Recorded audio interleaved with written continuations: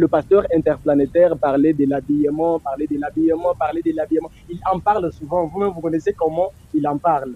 Et personnellement, vous aussi, comme un homme stoïque, je ne sais pas si vous l'êtes, comme stoïcien, que dites-vous sur ces?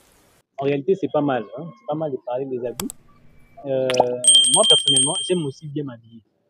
Mais toutefois, ça dépend de quel angle la personne parle ou dans quel contexte, je veux dire. Okay. Je pense que si les pasteurs interplanétaires, je les respecte là où il est, Okay. en parle, c'est parce que lui-même aussi, il aime bien s'habiller. Okay. C'est pourquoi il en parle. Vraiment. Il s'habille bien souvent, je les vois dans des vidéos et tout. Bon, Okay. je pense que c'est quelqu'un qui se débrouille bien dans l'habillement. Il en parle pour se soutenir. Voilà. Alors, sur cela, si un frère parfois donc il n'a pas d'habits chers, d'habits trop attrayants, et quand même il lutte de faire son mieux pour bien s'habiller. Et que pouvez-vous dire sur base de ce qu'il lui à toi, il peut comparer quelqu'un qui est parfois donc disons dans une province des Zambies, alors que lui est aux États-Unis, il monte descendre, mais il compare tout ça. Comment et quelle est donc votre manière de voir et quel est les mots que vous pouvez vraiment lui envoyer comme un petit message? En fait, dans la vie, nous devons être des personnes qui savent le souffrance de l'autre. Vous voyez? Okay. Parce que personne n'est né riche, personne n'est né aussi pauvre. Tous ne sont pauvres. Tous ne sont sans rien. Vous voyez? Okay. Et tous on acquiert des choses au fur et à mesure, on évolue dans la vie. Okay. Alors celui qui n'a pas aujourd'hui, il peut en avoir demain. Okay. Comme celui qui a aujourd'hui, il peut manquer demain. Exactement. Alors celui qui a des habits, bon, je ne vais pas parler d'une seule personne, vous voyez, je vais pas parler. Généraliser. Je généralise.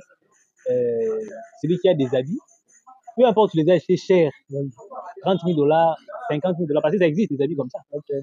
Mais ça t'appartient toi. Tu as couvert, je vais dire ton corps. Okay. Quelqu'un d'autre qui a porté des habits qui coûtent 5 $, il a aussi couvert son corps à lui. Je ne vais pas vous comparer vous deux. Chacun, il a fait des choses selon ses moyens, selon ce qu'il a.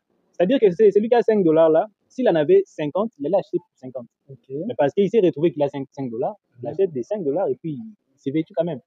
L'aiman, c'est de ne pas se vêtir. Okay. Donc, moi, je conseillerais, celui qui n'a pas d'habit, il se débrouille, cherche à être propre. Okay. Donc, cherche à être propre, présentable devant les gens. Et toi qui en as, tu dois te satisfaire de ce que tu achètes pour toi, pour ton corps. Okay. Et ne pas embrouiller les gens avec tu as acheté autant. Ça ne nous édifie en rien. Là, ce sont des embrouillements. Donc, celui qui a des habits, celui qui achète des vêtements chers, il n'a que lorsque ça lui dépasse, à la place d'interpeller l'autre là qu'il est en train de gêner en le parlant que tu ne t'habilles pas bien, okay. À la place de les gêner en public, moi je peux conseiller que tu puisses lui prendre, s'il fait ta taille, tu lui donnes des habits que tu vois que ça peut bien lui aller, ouais. Soit tu la mets dans une boutique, il fait son choix par rapport aux habits que toi tu veux qu'il puisse porter, okay. Et puis ça va bien lui faire puisque lui dire c'est là, donc ça n'aide pas et puis c'est pas mature. En tout cas, merci beaucoup pour votre vraiment avis. Nous rappelons qu'ici nous parlons de stoïcisme courant d'un vrai chrétien.